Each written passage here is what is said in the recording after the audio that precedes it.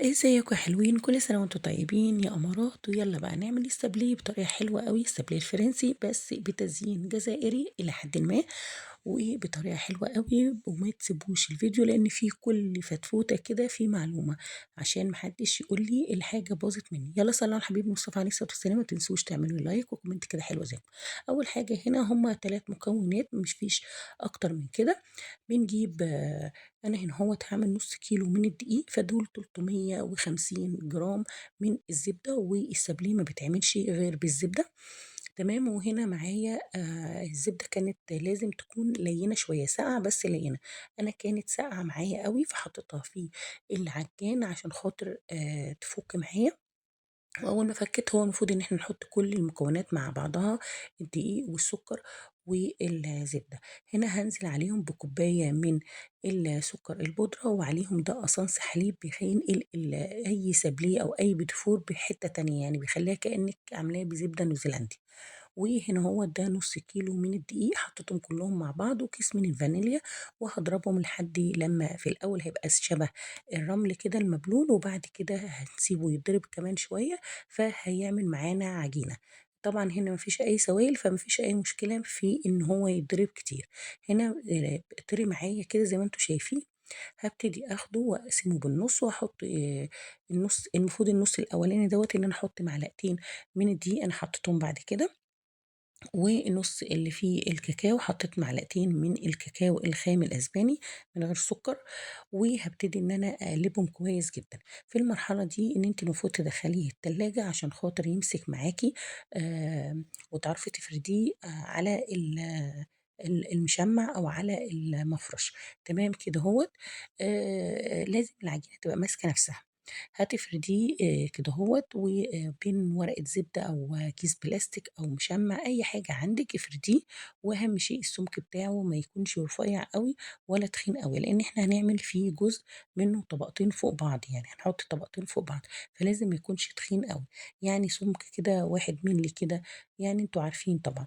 هنا قطّعت بالقطّاعات أنتِ بقى بالأشكال اللي أنتِ تحبيها، جزء سِبته يعني مقفول، وجزء سِبته فرّغته كده بالوردة، النجمة، بأي حاجة، وبتبتدي إن أنتِ تشيليه عادي جدًا.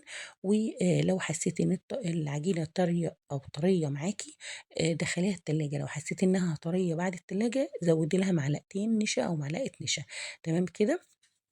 وبعد كده هنرصهم على الصاج من غير ما ندهنه أي مادة دهنية، وهنحطه في الصاج، ونكون مشغّلين الفرن على درجة حرارة 180 في الرف الأوسط.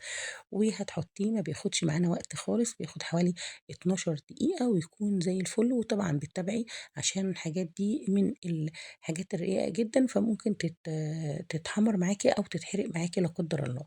لو اتبعتِ كل الخطوات اللي أنا باقولها لِك دي، إن شاء الله، إن شاء الله هيبقى معاكِ أحلى سابليه ومش هيعضّم معاكِ. أهم شيء إن أنتِ حتى الزوايد اللي بتطلع دي ما تقعديش تعجني فيها كتير. هنا الجزء دوّة أنا أهو حطيت فيه دقيق أو معلقة نشا. ليه بقى؟ عشان أنا هاعمله سيجار، هاعمله سيجار وهاعمله اللي هو في قوالب السابليه، فمش عايزاه إن هو يفرش معايا أو الشكل بتاعه يعمل معايا. فهاجيب هنا أهوّة كيس بلاستيك، وهابتدي إن أنا أفرده زي ما أنتم شايفين، وهابتدي إن أنا أساويه وأقطّعه كده أهو. وأهم شيء إن أنتِ رقيّق جدًا، تخلّيه رقيّق جدًا، جدًا. اللي هو هنلفّه سيجار دوّة لازم يبقى رقيّق جدًا، ما يبقاش تخين، عشان ما تطلعش البسكوتة بعد ما تستوي تطلع تخينة، أو ت ت ت تتغيّر شكلها في الفرن. أنا باقول لِك على شوية تريكات عشان ما تُقعيش فيها. وعايزة أقول لِك إن أنتِ المواسير دي أنا جايباها من عند بتاع الموال، وخلّيته يقصّها لي، ومش هتكلّفِك حاجة، يعني متر مواسير هتخلّيه يقصّها لِك. أهم شيء تخلّي بالِك وأنتِ بتفرديها كده، لازم زي ما قُلت لكم تبقى رقيّقة جدًا. هتساويها وتبتدي إن أنتِ تقطّعيها عشان تبقى الشكل بتاعها متناسق وحلو جدًا. وتبتدي إن أنتِ تحطّيها في الصينية مش مدهونة أي حاجة، تدخّليها الفرن. وتخلّي بالِك ما تلزّقيهمش جنب بعضهم، عشان ممكن يعني يلزق في بعض ويتكسر معاكِ، لإن هو البسكوت أو السابليه السيجار ده حساس جدًا، جدًا، جدًا مُتعب جدًا، جدًا. يعني أنا عايزة أقول لِك إن ممكن ما تعمليهوش، لإن هو مُتعب في التشكيل بتاعه مُتعب لمّا تيجي تخرّجيه، لازم تخرّجيه وهو سخن. هنا جِبت قوالب السابليه الصغيّرة ديّة بتحطّي قطع فيها من غير ما تدهنيه ولا أي حاجة وتساويه من النُص وتعملي تجويف وبالشوكة عشان ما ينفخش معاكِ ويفرش معاكِ، بتعملي فيها كذا تخريمة بالشوكة، وبترصيه في الصينية وبتدخّليه الفرن على درجة حرارة 180 زي ما قُلت لكم، بياخد حوالي من 12 ل15 دقيقة وبتتابعي معاه مش تسيبيه وتقولي أنتِ قُلتِ كذا، كل واحد عارف الفرن بتاعه حامي ال ال ح يعني درجة حرارته عاملة إزاي. هنيجي نعمل هنا هوّة الحشوات دي كوباية من الحليب وعليها 4 معالق من الكريم شانتيه، وهتجيبي نُص كيلو من الشوكولاتة البيضا وتحطيها فيها وتقلبيها كده زي ما أنتم شايفين، طبعًا الحليب بيبقى أو اللبن بيبقى سخن مغلي، لو لقيتِ إن الشوكولاتة ما دابتش معاكِ ممكن تحطيها في الميكروويف، ممكن تبقي على النار بس نار واطية جدًا عشان خاطر إيه، ما ي الشوكولاتة ما تلسعش معاكِ. هنا ده السيجار لمّا بتيجي تفكيه بتفكيه وهو سخن. بُصّي الهدر اللي طالع مني من السيجار، يعني عايزة أقول لِك إن هو مُتعب جدًا حتى أمّا بتيجي تطلّعيه من الأسطوانة بتاعته ساعات بيتكسّر معاكِ، لازم كمان تبقي بتطلّعيه وهو سُخن، فأنتِ بتمسكي بقى فوطة أو منديل خفيف كده عشان خاطر إيديكِ ما تتلسعش، وكمان عشان ما يتكسرش معاكِ، وده الهدر اللي طلع مني وأنا باقول لكم عشان تبقى عندكم برضك إيه خلفية عن الموضوع ده، لإن هو عجينة السابليه رقيقة جدًا، جدًا، جدًا. تمام، هنا جِبت بقى الشوكولاتة وسيّحتها على الحمام مائي، شوكولاتة الدارك والشوكولاتة بيضا، والشوكولاتة جزء تاني أبيض، بس حطيت عليه معلقة كده من صوص البيستاشيو، أنتِ حسب ما أنتِ بتحبي إيه، شوفي أنتِ مثلًا مش عايزة صوص البيستاشيو ده ما تعمليهوش، تمام، هنا خلّصت بقى الشوكولاتات بتاعتي جهّزتها، وهابتدي إن أنا إيه، أزيّن حاجة، حاجة عشان نبقى ماشيين مع بعض، والتزيين ده حاجة ترجع لِك. أنا جِبت هنا قوالب السيليكون ديّة وابتديت إن أنا حطيت فيها شوكولاتة كدهوّة، وسِبتها شوية أمّا تجِف، وبعدين حطيت تاني فيها طبقة من الشوكولاتة، لإن أنتِ لو حطيتِ طبقة واحدة من الشوكولاتة، أنا عايزة أقول لِك إن هي ممكن تنشف يعني تكسّر معاكِ. بعد كده باجيب الحشوات اللي إحنا عملناها، وأبتدي أحط في النُص كده الحشوة، أنا هنا كان في قوالب اللي هي عاملة ديّة المفرّغة من النُص، كنت برضه باحط فيها الشوكولاتة، والحشوات لازم تكون بردت معاكِ، وهنا أنا باورّيكم إن أنتِ بتحطّي طبقة من الشوكولاتة وبعد كده بتنزّلي أي زيادة منّه، بس أهم شيء تتّكي على الجوانب وكده، وتفضّي الزيادة دي وبعدين تحطّي طبقة تانية، عشان ما تبقاش طبقة الشوكولاتة رقيقة جدًا، فأمّا تيجي تخرّجيها من قالب السيليكون فهتتكسّر معاكِ، فلازم تبقي حاطّة طبقتين وطبقتين حلوين محترمين كده عشان خاطر إيه، ما تتكسّرش معاكِ وأنتِ بتطلّعيها من القوالب.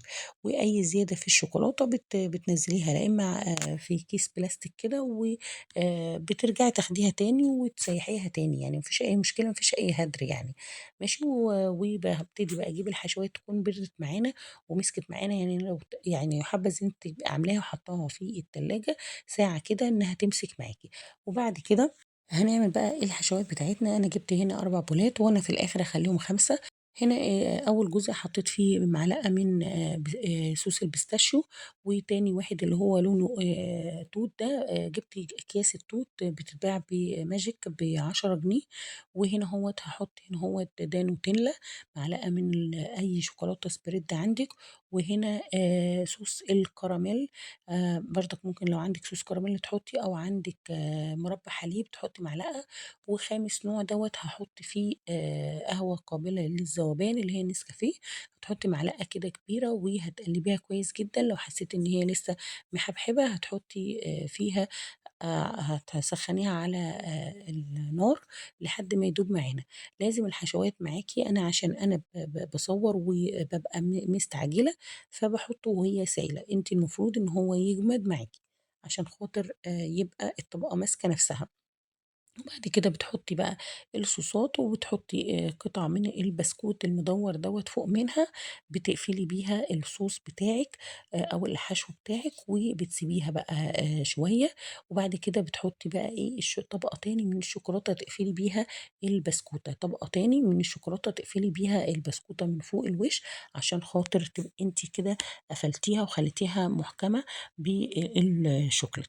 تمام كدهوّة. هاخلّص بقى هنا أهوّة كنت باعمل جزء تاني باحُط فيه اللي هي القوالب التانية، باحُط فيها البسكوت زي ما أنتم شايفين، وبانزل بقى الشوكولاتة اللي إحنا مسيّحينها الخام دي، باحُط عليها معلقة من الزيت، وبابتدي إن أنا إيه، أحُطّها في طبق من فوق كده، يعني ما تكونش سميكة أوي، وباقفّل بيها القوالب السيليكون زي ما أنتم شايفين كده، يعني الصورة بتتكلم عن نفسها.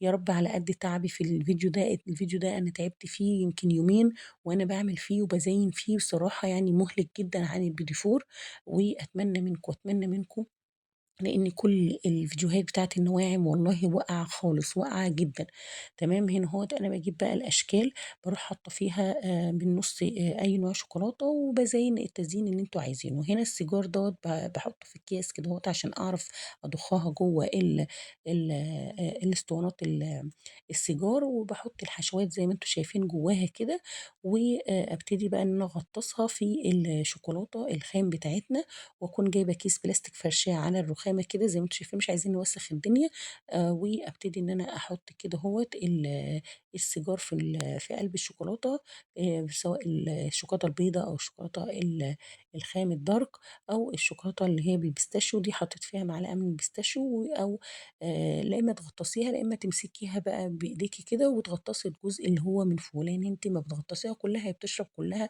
الشوكولاتة، أنا حبيت إن أنا أعمل كده وأعمل كده الصراحة يعني.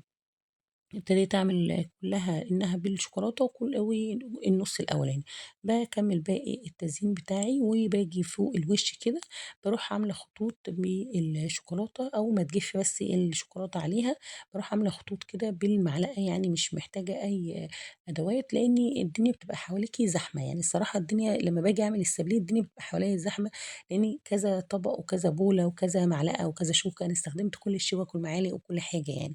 بتعملي خطوط كده من فوق الوش بالشوكولاتات، والتزيين زي ما قُلت لكم كنتم أذواقكم عالية عننا، إحنا بنبقى بنصوّر وبيبقى محكمين بوقت، فبنبقى عايزين ننجز بنعمل يعني بسرعة، زي ما أنتم شايفين كده عملت خطوط تدّي منظر حلو أوي، ممكن تعمليها بكيس تحطي في أكياس وتزيني، وممكن بالمعلقة كده ما فيش أي مستحيل يعني هتعملي خطوط كدهوّة، وأنا عايزة أنجز وأخلّص الدنيا. أنا باعتذر إن الفيديو طويل وكده، بس هو فيه تريكات كتير، هنا دي القوالب السابليه ممكن تدهني دهنة من الشوكولاتة وممكن تزيني كده على طول، أنا هنا كنت عاملة بشوكولاتة قابلة للدهن وكمان صوص اللي هو مربى الحليب أو صوص الكراميل، بتعملي بأي حاجة أنتِ بتحبي الحشوة بتاعتها وبتزيني كده بحتة مكسرات، لوز أو اللي هي النجمات، أنا كنت مقطعة من عجينة السابليه كده نجمات صغيرة دي، بتبقى شكلها حلو لمّا بتحطيها فوق السابليه بتدّي منظر حلو وشيك كده وجمالي،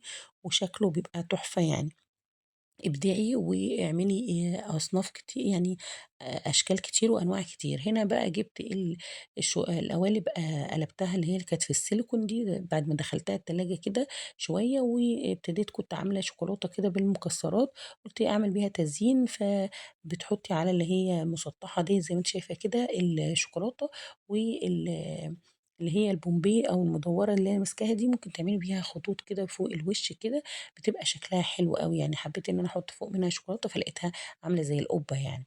فأنتِ ابدعي التزيين ده حاجة يعني حلوة وأنتِ بتبدعوا أكتر مننا، أنتم بتبقى عندكم أفكار أحسن مننا كمان. هنا دي عاجباني أوي، دي مش محتاجة أي إضافة، شكلها حلو لوحدها كده، وخلّصت بقى كل الكمية اللي عندي دي وبسم الله ما شاء الله رمالي لي كمية زي ما أنتم شايفين كتيرة جدًا، جدًا، يعني تخش لها كده في بتاع كيلو ولا يعني بصراحة كمية كبيرة جدًا اللي يعني دُولة وفي زيّهم تاني كمان. هنا الأشكال بقى وخلّصتها وعجبتني جدًا، جدًا، وأخيرًا خلّصت السابليه طويل وتفاصيله كتير. أنا آسفة يعني على تطويل الفيديو، وأنا عاجبني أوي السيجار ده شكله حلو أوي، وكُلّه شكلهم حلو أوي، والحشوات جميلة وممكن تدخّليها في التلاجة عشان تمسك نفسها شوية. لو وصلتِ لحد هنا بتتفرّجي على الفيديو أتمنى منِّك تعملي لايك أرجوكم اعملوا لايك وcomment كده حلو زيّكم، ومتابعة على صفحتي مطبخ ملك، واشتراك في قناتي مطبخ ملك على اليوتيوب، وفعّلي زر الجرس وقولي لي بتتابعيني من أنهي بلد، وإيه رأيكم في الفيديو الطويل ده معلش حقكم عليّا.